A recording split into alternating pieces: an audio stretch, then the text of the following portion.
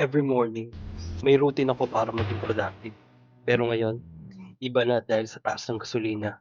Bilang carpenter, ramdam na ramdam ko to sa araw-araw. 6 AM gising na agad. Same routine pa rin. Kape muna para ready sa trabaho. Pero ngayon, may kailangan akong i-adjust. Dati kotse gamit ko papunta sa trabaho. Pero ngayon, hindi na praktikal.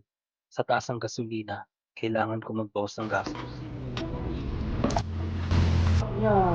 Kaya ngayon, motor na lang muna. Mas tipid, pero mas mahirap. Pinagkakasya ko lahat ng gamit kahit hindi madali.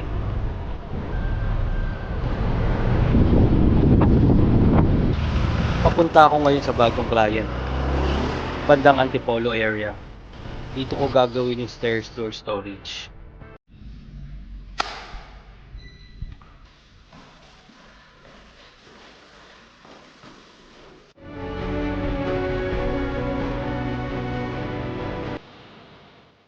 Pagdating ko, start agad ng trabaho. Pero dahil nakamotor lang ako, may mga nakalimutan akong parts. Dati hindi ko to problema. Pero ngayon, kailangan kong mag-adjust.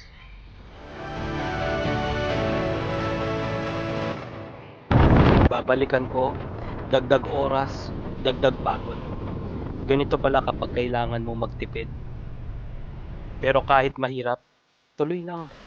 Parte ito ng trabaho at buhay.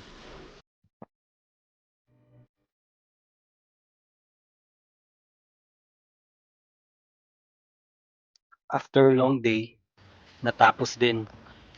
Hindi naging madali, pero worth it. Ganito ang realidad ngayon. Kailangan mag-adjust para mag-survive. Discipline sa umaga, tapos laban sa buong araw. Hindi madali, pero tuloy lang. If gusto nyo makita ang real life ng pagiging carpenter, follow nyo lang ako.